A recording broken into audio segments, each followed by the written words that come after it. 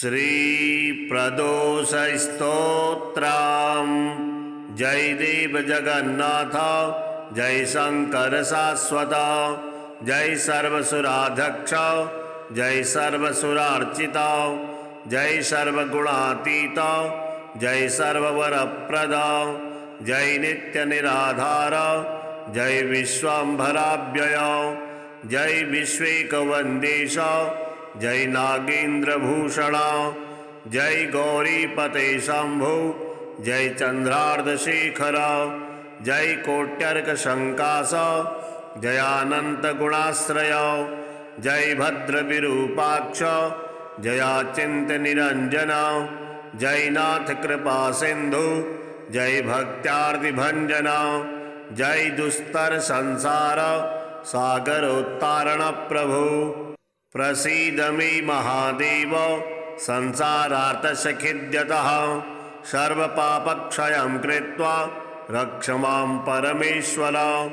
महादारिद्र्यमग्नस्य महापापहतस्य च, महाशोकनिविष्टस्य महारोगातुलस्य च, ऋणभारपरीतस्य दह्यमानस्य कर्मभिः ग्रही प्रपीड्यमानस्य प्रसीद मम शंकर। दरिद्रः प्रार्थयेद्देवं प्रदोषे गिरिजापतिम्, अर्थाढ्योवाथ राजा वा प्रार्थयेद्देवमीश्वरम्। दीर्घम् आयुः सदारोग्यं कोशवृद्धिं बलोन्नतिः, ममास्तु नित्यमानन्दः प्रसादात् तव शंकर। शत्रवः संशयं यान्तु प्रसीदन्तु मम प्रजाः, नश्यन्तु दशवो राष्ट्रे जनाः सन्तु निरापदः। दुर्भिक्षमरिसन्तापा समं यान्तु महीतले, सर्वस्य समृद्धिश्च भूयात् सुखमयात् दिशः। एवमाराधयेद्देवं पूजान्ते गिरिजापतिं, ब्राह्मणान् भोजयेत् पश्चात् दक्षिणाभीष्य पूजयेत्। सर्वपापक्षयकरी सर्वलोकनिवारणी शिवपूजा मयाख्याता सर्वाभीष्टफलप्रदा। श्रीलक्ष्मीनारायण स्तोत्रम्। चक्रं विद्यावरघटगदा दर्पणं पद्मयुग्मं, दोर्भिर्बिभ्रत्सुरुचिरतनुं मेघविद्युन्निभाभं। गाढोत्कण्ठं विवसमनिशं पुण्डरीकाक्षलक्षम्युः, एकीभूतं वपुर्वटुवः पीतकौशेयकान्तं।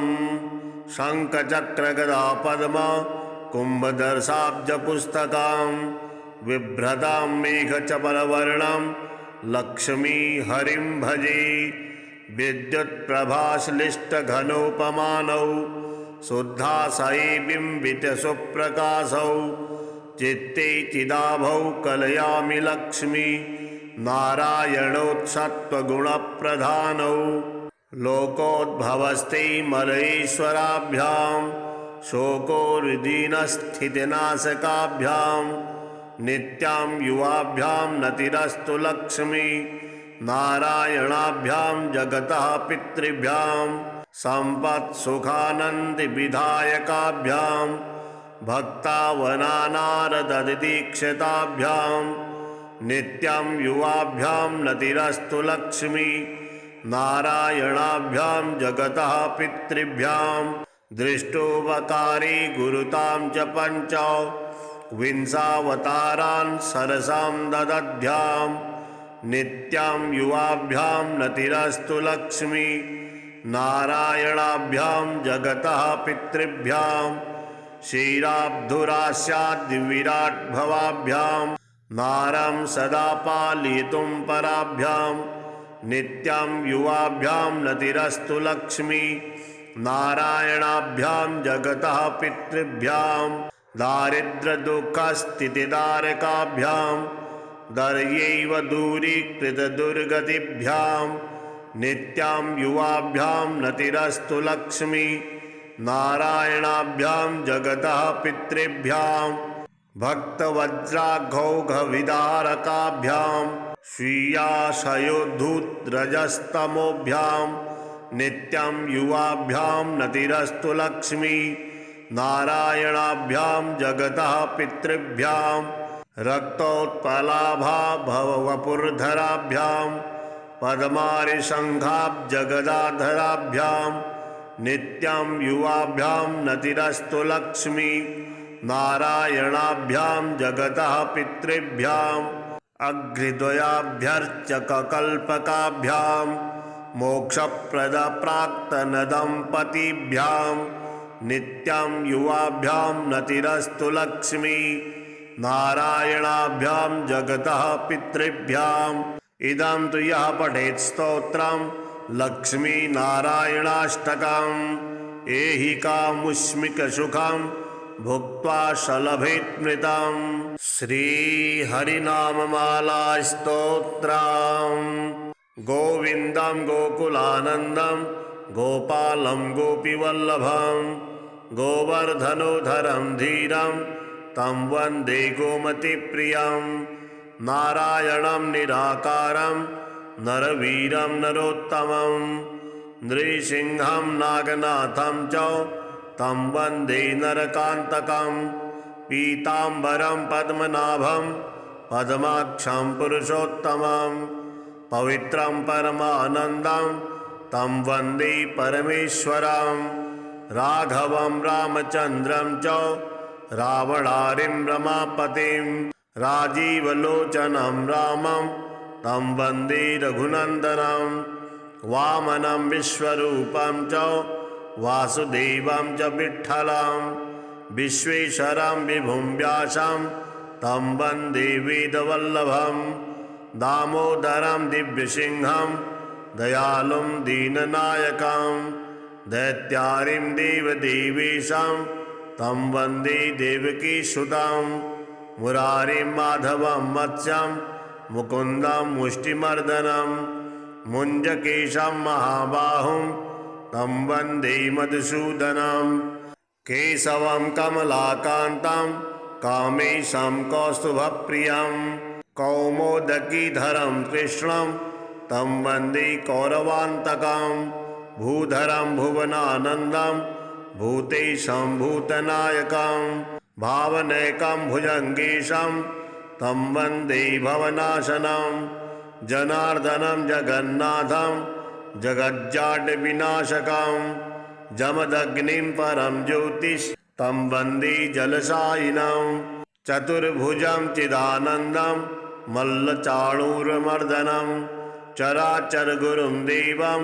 तं वन्दे चक्रपाणिनं श्रियः करं श्रियोनाथं श्रीधरं श्रीवरप्रदां श्रीवत्सलधरं सौम्यं तं वन्दे श्रीसुरेश्वरं योगीश्वरं यज्ञपतिं यशोदानन्ददायकं यमुनाजलकल्लोलं तं वन्दे यदुनायकं शालिग्रामशिलाशुद्धं शङ्खचक्रोपशोभितं सुरासुरैः सदासेव्यं तं वन्दे साधुवल्लभं त्रिविक्रमं तपोमूर्तिं त्रिविधघोघनाशनं त्रिस्थलं तीर्थराजेन्द्रं तं वन्दे तुलसीप्रियम् अनन्तमादिपुरुषम् अच्युतं च वरप्रदाम् आनन्दं च सदानन्दं तं वन्दे चाघनासनं लीलया धृतभूभारं लोकसत्त्वैकवन्दितं लोकेश्वरं च श्रीकान्तं तं वन्दे लक्ष्मणप्रियं हरिं च हरिणाक्षं च हरिनाथं हरप्रियं हलायुधसहायं च तं वन्दे हनुमत्पतिं हरिनाम कृतामाला पवित्रा पापनाशिनी बलिराजेन्द्रेण चोक्ता कंठे धार्या प्रयत्नतः। जय देव जगन्नाथ जय शंकर शाश्वत जय सर्वसुराध्यक्ष जय सर्वसुरार्चित जय सर्वगुणातीत जय सर्ववरप्रद जय नित्य निराधार जय विश्वाम्भराव्यय जय विश्वेकवन्देश जय नागेन्द्रभूषण जय गौरीपते शंभु जय चंद्रार्धशेखर जय कोट्यर्क शंकास जयानंत गुणाश्रय जय भद्र विरूपाक्ष जयाचिंत निरंजन जयनाथ कृपा सिंधु जय भक्त्यार्ति भंजन जय दुस्तर संसार सागरोत्तारण प्रभु प्रसीद मे महादेव संसारार्तसखिद्यतः सर्वपापक्षयं कृत्वा रक्ष मां परमेश्वर महादारिद्र्यमग्नस्य महापापहतस्य च महाशोकनिविष्टस्य महारोगातुलस्य च ऋणभारपरीतस्य दह्यमानस्य कर्मभिः ग्रही प्रपीड्यमानस्य प्रसीद मम शंकर दरिद्रः प्रार्थयेद्देवं प्रदोषे गिरिजापतिम् अर्थाढ्योवाथ राजा वा प्रार्थयेद्देवमीश्वरं दीर्घम् आयुः सदारोग्यं कोशवृद्धिं बलोन्नतिः ममास्तु नित्यमानन्दः प्रसादात् तव शंकर शत्रवः संशयं यान्तु प्रसीदन्तु मम प्रजाः नश्यन्तु दशवो राष्ट्रे जनाः सन्तु निरापदः दुर्भिक्षमरिसन्तापा समं यान्तु महीतले सर्वस्य समृद्धिश्च भूयात् सुखमयात् दिशः एवमाराधयेद्देवं पूजान्ते गिरिजापतिं ब्राह्मणान् भोजयेत् पश्चात् दक्षिणाभीष्य पूजयेत् सर्वपापक्षयकरी सर्वरोगनिवारणी शिवपूजा मयाख्याता सर्वाभीष्टफलप्रदा श्रीलक्ष्मीनारायण स्तोत्रम् चक्रं विद्यावरघटगदा दर्पणं पद्मयुग्मं दोर्भिर्बिभ्रत्सुरुचिरतनुं मेघविद्युन्निभाभं गाढोत्कण्ठं विवसमनिशं पुण्डरीकाक्षलक्षम्युः एकीभूतं वपुर्वतुवः पीतकौशेयकान्तं शङ्खचक्रगदापद्म कुम्भदर्शाब्जपुस्तकां बिभ्रतां मेघचपलवर्णं लक्ष्मी हरिं भजे विद्युत्प्रभाश्लिष्टघनोपमानौ शुद्धाशये बिम्बितसुप्रकाशौ चित्ते चिदाभौ कलयामि लक्ष्मी नारायणोत्सत्त्वगुणप्रधानौ लोकोद्भवस्ते मलयेश्वराभ्यां शोकोरुदीनस्थितिनाशकाभ्यां नित्यां युवाभ्यां नतिरस्तु लक्ष्मी नारायणाभ्यां जगतः पितृभ्यां सम्पत्सुखानन्दिविधायकाभ्यां भक्तावनानारददीक्षिताभ्यां नित्यं युवाभ्यां नतिरस्तु लक्ष्मी नारायणाभ्यां जगतः पितृभ्यां दृष्टोपकारी गुरुतां च पञ्च विंशावतारान् सरसां ददध्यां नित्यां युवाभ्यां नतिरस्तु लक्ष्मी नारायणाभ्यां जगतः पितृभ्यां क्षीराब्धुरास्याद्विराट्भवाभ्यां नारं सदा पालयितुं पराभ्यां नित्यां युवाभ्यां नतिरस्तु लक्ष्मी नारायणाभ्यां जगतः पितृभ्यां दारिद्र्यदुःखस्थितिदारकाभ्यां दर्यैव दूरीकृतदुर्गतिभ्यां नित्यां युवाभ्यां नतिरस्तु लक्ष्मी नारायणाभ्यां जगतः पितृभ्यां भक्तवज्राघौघविदारकाभ्यां स्वीयाशयोद्धूद्रजस्तमोभ्यां नित्यं युवाभ्यां नतिरस्तु लक्ष्मी नारायणाभ्यां जगतः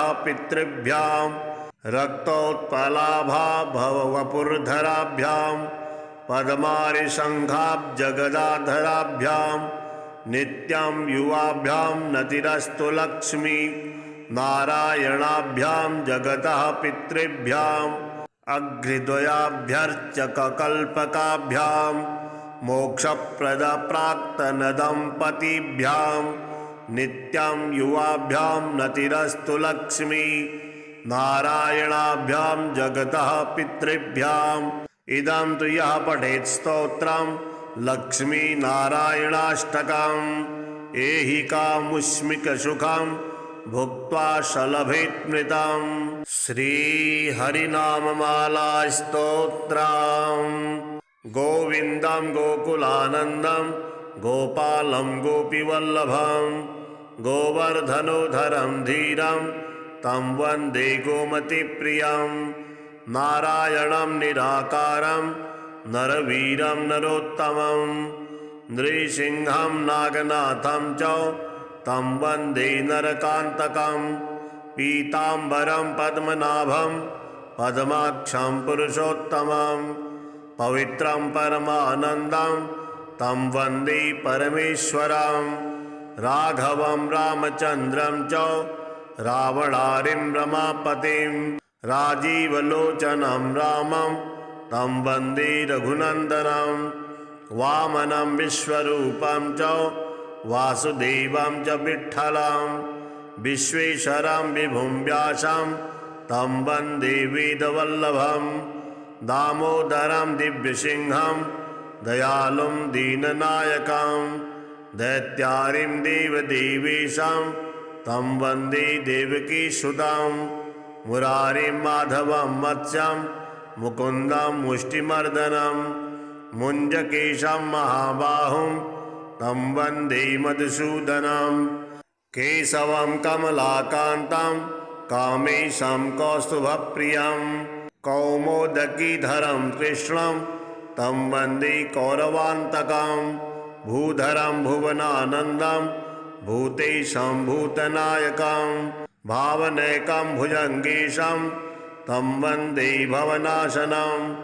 जनार्दनं जगन्नाथं जगज्जाड्यविनाशकं जमदग्निं परं ज्योतिष तं वन्दे जलशायिनं। चतुर्भुजं चिदानन्दं मल्लचाणूरमर्दनं चराचरगुरुं देवं तं वन्दे चक्रपाणिनं। श्रियःकरं श्रियोनाथं श्रीधरं श्रीवरप्रदां श्रीवत्सलकरं सौम्यं तं वन्दे श्रीसुरेश्वरं। योगीश्वरं यज्ञपतिं यशोदानन्ददायकं यमुनाजलकल्लोलं तं वन्दे यदुनायकं।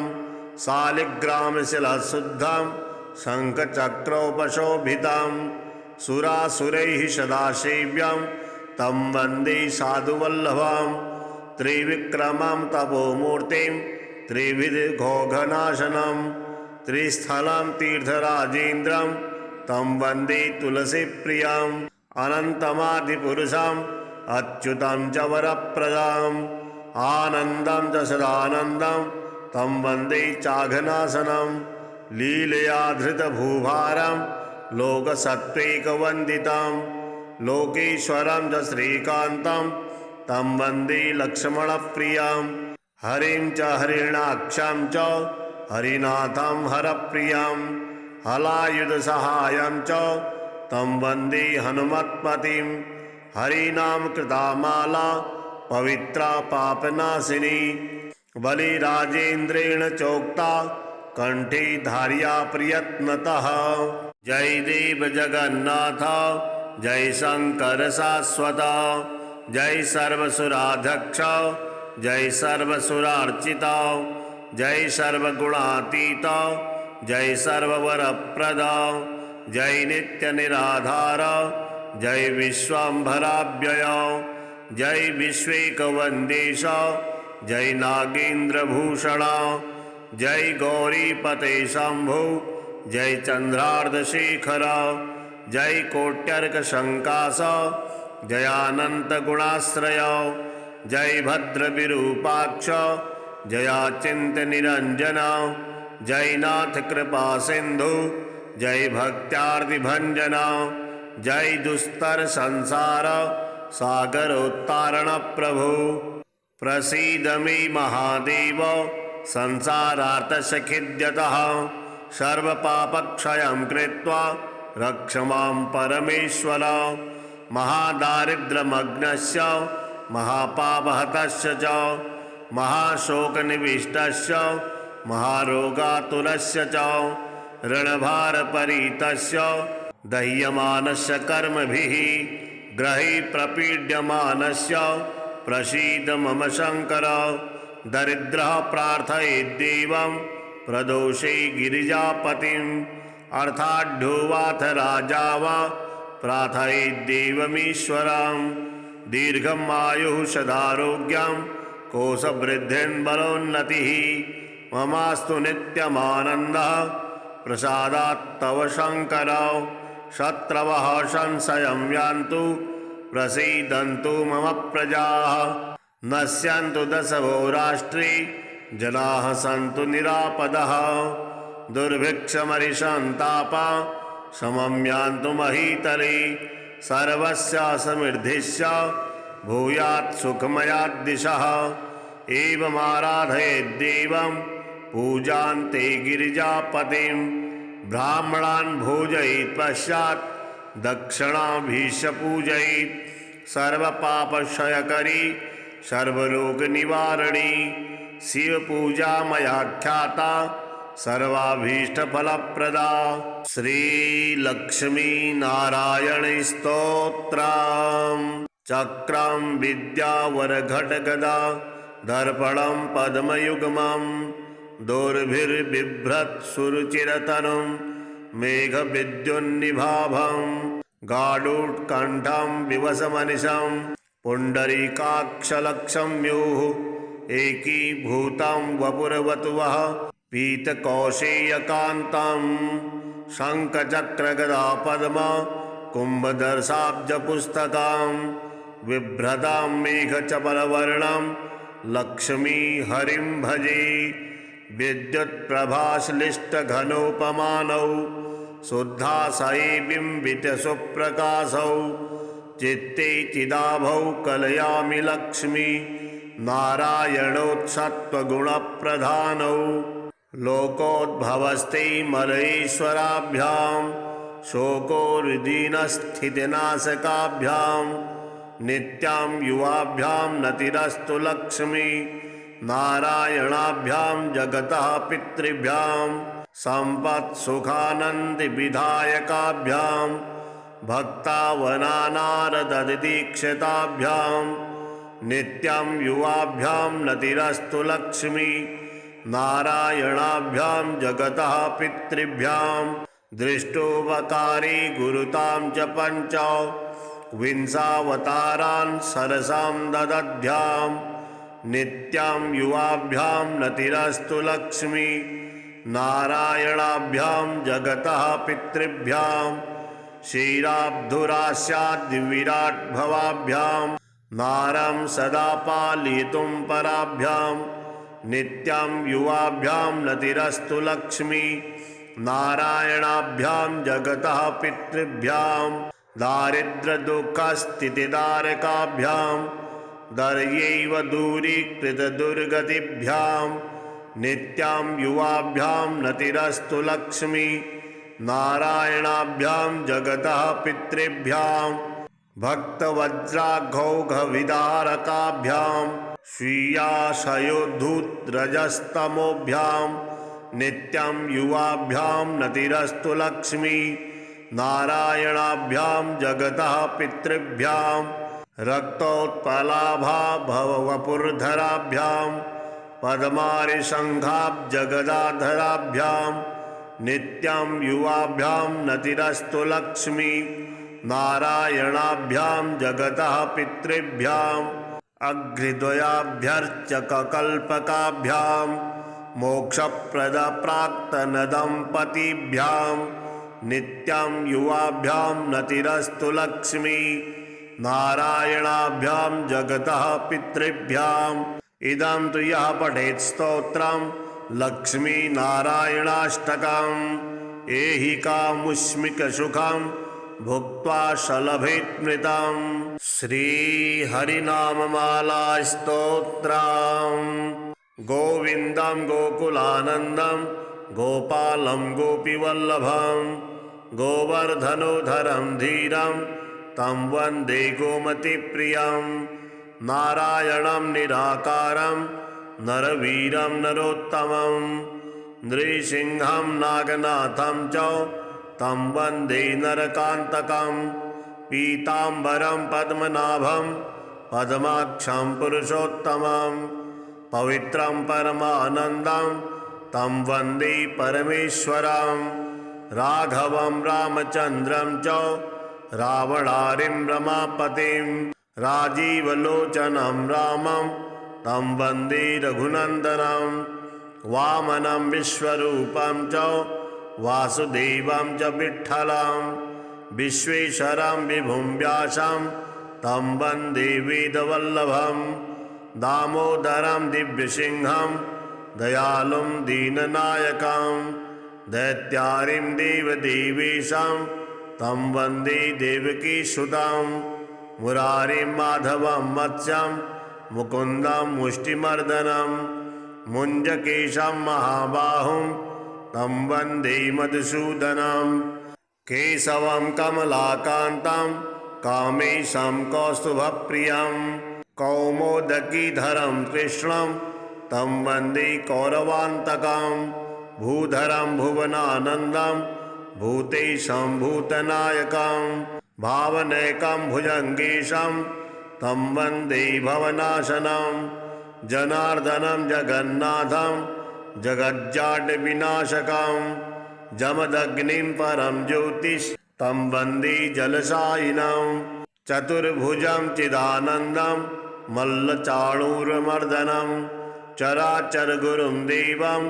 तं वन्दे चक्रपाणिनं श्रियःकरं श्रियोनाथं श्रीधरं श्रीवरप्रदां श्रीवत्सलकरं सौम्यं तं वन्दे श्रीसुरेश्वरं योगीश्वरं यज्ञपतिं यशोदानन्ददायकं यमुनाजलकल्लोलं तं वन्दे यदुनायकं शालिग्रामशिलाशुद्धं शङ्खचक्रोपशोभितं सुरासुरैः सदासेव्यं तं वन्दे साधुवल्लभं त्रिविक्रमं तपोमूर्तिं त्रिविधघोघनाशनं त्रिस्थलं तीर्थराजेन्द्रं तं वन्दे तुलसीप्रियम् अनन्तमादिपुरुषम् अच्युतं च वरप्रदाम् आनन्दं च सदानन्दं तं वन्दे चाघनाशनं लीलया धृतभूभारं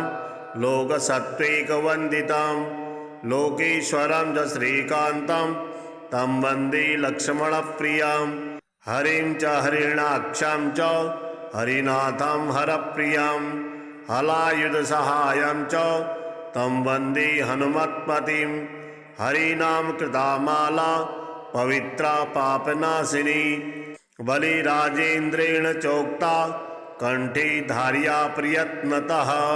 जय देव जगन्नाथ जय शंकर शाश्वत जय सर्वसुराध्यक्ष जय सर्वसुरार्चित जय सर्वगुणातीत जय सर्ववरप्रद जय नित्य निराधार जय विश्वाम्भराव्यय जय विश्वैकवन्देश जय नागेन्द्रभूषण जय गौरीपते शंभु जय चंद्रार्धशेखर जय कोट्यर्कशंकास जयानन्तगुणाश्रय जय भद्रविरूपाक्ष जयाचिन्त्यनिरञ्जन जयनाथ कृपा सिंधु जय भक्त्यार्तिभञ्जन जय दुस्तर संसार सागरोत्तारण प्रभु प्रसीद मे महादेव संसारार्तसखिद्यतः सर्वपापक्षयं कृत्वा रक्ष मां परमेश्वर महादारिद्र्यमग्नस्य महापापहतस्य च महाशोकनिविष्टस्य महारोगातुलस्य च ऋणभारपरीतस्य दह्यमानस्य कर्मभिः ग्रहे प्रपीड्यमानस्य प्रसीद मम शंकर दरिद्रः प्रार्थयेद्देवं प्रदोषे गिरिजापतिम् अर्थाढ्यो वाथ राजा वा प्रार्थयेद्देवमीश्वरं दीर्घम् आयुः सदारोग्यं कोशवृद्धिर्बलोन्नतिः ममास्तु नित्यमानन्दः प्रसादात् तव शङ्कर शत्रवः संशयं यान्तु प्रसीदन्तु मम प्रजाः नश्यन्तु दशवो राष्ट्रे जनाः सन्तु निरापदः दुर्भिक्षमरिसन्तापा समं यान्तु महीतले सर्वस्य समृद्धिश्च भूयात् सुखमयात् दिशः एवमाराधयेद्देवं पूजान्ते गिरिजापतिं ब्राह्मणान् भोजयेत् पश्चात् दक्षिणाभीष्य पूजयेत् सर्वपापक्षयकरी सर्वलोकनिवारणी शिवपूजा मया ख्याता सर्वाभीष्टफलप्रदा श्रीलक्ष्मीनारायणस्तोत्रम् चक्रं विद्यावरघटगदा दर्पणं पद्मयुग्मं दोर्भिर्बिभ्रत्सुरुचिरतनुं मेघविद्युन्निभाभं गाढोत्कण्ठं विवसमनिशं पुण्डरीकाक्षलक्षम्युः एकीभूतं वपुर्वतुवः पीतकौशेयकान्तं शङ्खचक्रगदापद्म कुम्भदर्शाब्जपुस्तकां बिभ्रतां मेघचपलवर्णं लक्ष्मी हरिं भजे विद्युत्प्रभाश्लिष्टघनोपमानौ शुद्धाशये बिम्बितसुप्रकाशौ चित्ते चिदाभौ कलयामि लक्ष्मी नारायणोत्सत्त्वगुणप्रधानौ लोकोद्भवस्ते मलयेश्वराभ्यां शोकोरुदीनस्थितिनाशकाभ्यां नित्यां युवाभ्यां नतिरस्तु लक्ष्मी नारायणाभ्यां जगतः पितृभ्यां सम्पत्सुखानन्दिविधायकाभ्यां भक्तावनानारददीक्षिताभ्यां नित्यं युवाभ्यां नतिरस्तु लक्ष्मी नारायणाभ्यां जगतः पितृभ्यां दृष्टोपकारी गुरुतां च पञ्च विंशावतारान् सरसां ददध्यां नित्यां युवाभ्यां नतिरस्तु लक्ष्मी नारायणाभ्यां जगतः पितृभ्यां क्षीराब्धुरास्याद्विराट्भवाभ्यां नारं सदा पालयितुं पराभ्यां नित्यां युवाभ्यां नतिरस्तु लक्ष्मी नारायणाभ्यां जगतः पितृभ्यां दारिद्र्यदुःखस्थितिदारकाभ्यां दर्यैव दूरीकृतदुर्गतिभ्यां नित्यां युवाभ्यां नतिरस्तु लक्ष्मी नारायणाभ्यां जगतः पितृभ्यां भक्तवज्राघौघविदारकाभ्यां स्वीयाशयोद्धूद्रजस्तमोभ्यां नित्यं युवाभ्यां नतिरस्तु लक्ष्मी नारायणाभ्यां जगतः पितृभ्यां रक्तोत्पलाभा भववपुर्धराभ्यां पद्मारिशङ्खाब्जगदाधराभ्यां नित्यं युवाभ्यां नतिरस्तु लक्ष्मी नारायणाभ्यां जगतः पितृभ्यां अग्निद्वयाभ्यर्चककल्पकाभ्यां मोक्षप्रदप्राक्तनदम्पतिभ्यां नित्यं युवाभ्यां नतिरस्तु लक्ष्मी नारायणाभ्यां जगतः पितृभ्याम् इदं तु यः पठेत् स्तोत्रं लक्ष्मीनारायणाष्टकम् ऐहिकामुष्मिकसुखं भुक्त्वा शलभेत्मृतं श्रीहरिनाममालास्तोत्रम् गोविन्दं गोकुलानन्दं गोपालं गोपीवल्लभं गोवर्धनोधरं धीरं तं वन्दे गोमतीप्रियं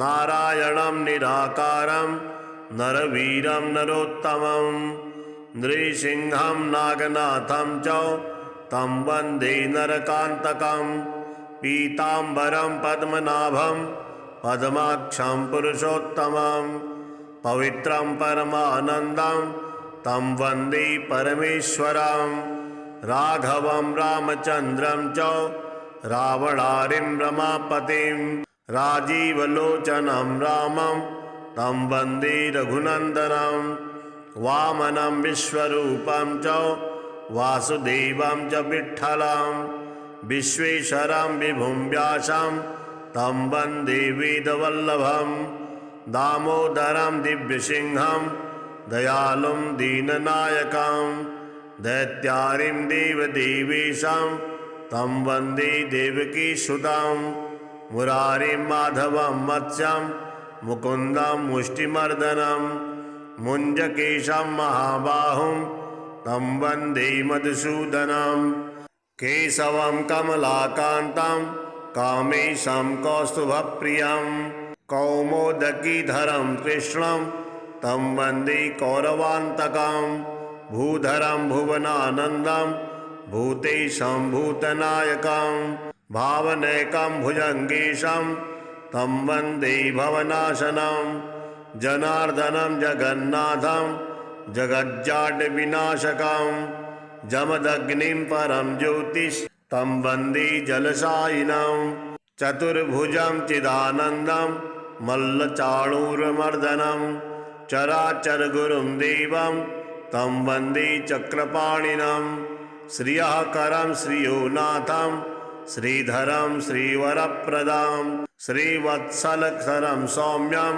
तं वन्दे श्रीसुरेश्वरं योगीश्वरं यज्ञपतिं यशोदानन्ददायकं यमुनाजलकल्लोलं तं वन्दे यदुनायकं शालिग्रामशिलाशुद्धं शङ्खचक्रोपशोभितं सुरासुरैः सदासेव्यं तं वन्दे साधुवल्लभं त्रिविक्रमं तपोमूर्तिं त्रिविधघोघनाशनं त्रिस्थलं तीर्थराजेन्द्रं तं वन्दे तुलसीप्रियम् अनन्तमादिपुरुषम् अच्युतं च वरप्रदाम् आनन्दं च सदानन्दं तं वन्दे चाघनाशनं लीलया धृतभूभारं लोकसत्त्वैकवन्दितं लोकेश्वरं च श्रीकान्तं तं वन्दे लक्ष्मणप्रियं हरिं च हरिणाक्षं च हरिनाथं हरप्रियं हलायुधसहायं च तं वन्दे हनुमत्पतिं हरिनाम कृतामाला पवित्रा पापनाशिनी बलिराजेन्द्रेण चोक्ता कंठे धार्या प्रयत्नतः। जय देव जगन्नाथ जय शंकर शाश्वत जय सर्वसुराध्यक्ष जय सर्वसुरार्चित जय सर्वगुणातीत जय सर्ववरप्रद जय नित्य निराधार जय विश्वाम्भराव्यय जय विश्वैकवन्देश जय नागेन्द्रभूषण जय गौरीपते शंभु जय चंद्रार्धशेखर जय कोट्यर्कशंकास जयानन्तगुणाश्रय जय भद्रविरूपाक्ष जयाचिन्त्यनिरञ्जन जय नाथ कृपा सिंधु जय भक्त्यार्तिभञ्जन जय दुस्तर संसार सागरोत्तारण प्रभु प्रसीद मे महादेव संसारार्तसखिद्यतः सर्वपापक्षयं कृत्वा रक्ष मां परमेश्वर महादारिद्र्यमग्नस्य महापापहतस्य च महाशोकनिविष्टस्य महारोगातुलस्य च ऋणभारपरीतस्य दह्यमानस्य कर्मभिः ग्रहे प्रपीड्यमानस्य प्रसीद मम शंकर दरिद्रः प्रार्थयेद्देवं प्रदोषे गिरिजापतिम् अर्थाढ्योवाथ राजा वा प्रार्थयेद्देवमीश्वरं दीर्घम् आयुः सदारोग्यं कोशवृद्धिं बलोन्नतिः ममास्तु नित्यमानन्दः प्रसादात् तव शंकर शत्रवः संशयं यान्तु प्रसीदन्तु मम प्रजाः नश्यन्तु दशवो राष्ट्रे जनाः सन्तु निरापदः दुर्भिक्षमरिसन्तापा समं यान्तु महीतले सर्वस्य समृद्धिश्च भूयात् सुखमयाद्दिशः एवमाराधयेद्देवं पूजान्ते गिरिजापतिं ब्राह्मणान् भोजयित् पश्चात् दक्षिणाभीष्य पूजयित् सर्वपापक्षयकरी सर्वरोगनिवारणी शिवपूजा मयाख्याता सर्वाभीष्टफलप्रदा। श्रीलक्ष्मीनारायणस्तोत्रम्। चक्रं विद्यावरघटगदा दर्पणं पद्मयुग्मं दोर्भिर्बिभ्रत्सुरुचिरतनुं मेघविद्युन्निभाभं गाढोत्कण्ठं विवसमनिशं पुण्डरीकाक्षलक्षम्युः एकीभूतं वपुर्वटुवः पीतकौशेयकान्तं शङ्खचक्रगदापद्म कुम्भदर्शाब्जपुस्तकां बिभ्रतां मेघचपलवर्णं लक्ष्मी हरिं भजे। विद्युत्प्रभाश्लिष्टघनोपमानौ शुद्धाशये बिम्बितसुप्रकाशौ चित्ते चिदाभौ कलयामि लक्ष्मी नारायणोत्सत्त्वगुणप्रधानौ लोकोद्भवस्ते मलयेश्वराभ्यां शोकोर्दीनस्थितिनाशकाभ्यां नित्यां युवाभ्यां नतिरस्तु लक्ष्मी नारायणाभ्यां जगतः पितृभ्यां सम्पत्सुखानन्दिविधायकाभ्यां भक्तावनानारददीक्षिताभ्यां नित्यं युवाभ्यां नतिरस्तु लक्ष्मी नारायणाभ्यां जगतः पितृभ्यां दृष्टोपकारी गुरुतां च पञ्च विंशावतारान् सरसां ददध्यां नित्यां युवाभ्यां नतिरस्तु लक्ष्मी नारायणाभ्यां जगतः पितृभ्यां क्षीराब्धुरास्याद्विराट्भवाभ्यां नारं सदा पालयितुं पराभ्यां नित्यां युवाभ्यां नतिरस्तु लक्ष्मी नारायणाभ्यां जगतः पितृभ्यां दारिद्र्यदुःखस्थितिदारकाभ्यां दर्यैव दूरीकृतदुर्गतिभ्यां नित्यां युवाभ्यां नतिरस्तु लक्ष्मी नारायणाभ्यां जगतः पितृभ्यां भक्तवज्राघौघविदारकाभ्यां स्वीयाशयोद्धूद्रजस्तमोभ्यां नित्यं युवाभ्यां नतिरस्तु लक्ष्मी नारायणाभ्यां जगतः पितृभ्यां रक्तोत्पलाभा भववपुर्धराभ्यां पद्मारिशङ्खाब्जगदाधराभ्यां नित्यं युवाभ्यां नतिरस्तु लक्ष्मी नारायणाभ्यां जगतः पितृभ्यां अग्निद्वयाभ्यर्चककल्पकाभ्यां मोक्षप्रदप्राक्तनदम्पतिभ्यां नित्यं युवाभ्यां नतिरस्तु लक्ष्मी नारायणाभ्यां जगतः पितृभ्याम् इदं तु यः पठेत् स्तोत्रं लक्ष्मीनारायणाष्टकम् ऐहिकामुष्मिकसुखं भुक्त्वा शलभेत्मृतं। श्रीहरिनाममालास्तोत्रम्। गोविन्दं गोकुलानन्दं गोपालं गोपीवल्लभं गोवर्धनोधरं धीरं तं वन्दे गोमतीप्रियं नारायणं निराकारं नरवीरं नरोत्तमं नृसिंहं नागनाथं च तं वन्दे नरकान्तकं पीताम्बरं पद्मनाभं पद्माक्षं पुरुषोत्तमं पवित्रं परमानन्दं तं वन्दे परमेश्वरं राघवं रामचन्द्रं च रावणारिं रमापतिं राजीवलोचनं रामं तं वन्दे रघुनन्दनं वामनं विश्वरूपं च वासुदेवं च विठ्ठलं विश्वेश्वरं विभुं व्यासं तं वन्दे वेदवल्लभं दामोदरं दिव्यसिंहं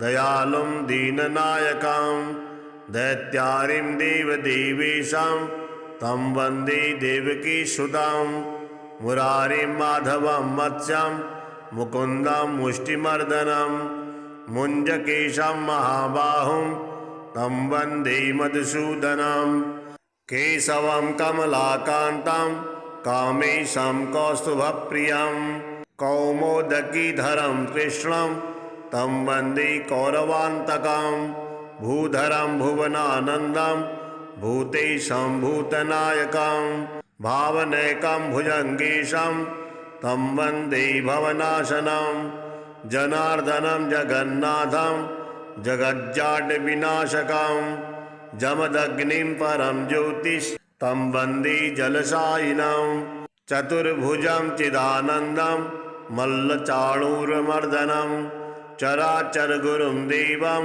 तं वन्दे चक्रपाणिनं श्रियः करं श्रियोनाथं श्रीधरं श्रीवरप्रदां श्रीवत्सलधरं सौम्यं तं वन्दे श्रीसुरेश्वरं योगीश्वरं यज्ञपतिं यशोदानन्ददायकं यमुनाजलकल्लोलं तं वन्दे यदुनायकं शालिग्रामशिलाशुद्धं शङ्खचक्रोपशोभितं सुरासुरैः सदासेव्यं तं वन्दे साधुवल्लभं त्रिविक्रमं तपोमूर्तिं त्रिविधघोघनाशनं त्रिस्थलं तीर्थराजेन्द्रं तं वन्दे तुलसीप्रियं अनन्तमादिपुरुषम् अच्युतं च वरप्रदाम् आनन्दं च सदानन्दं तं वन्दे चाघनाशनं लीलया धृतभूभारं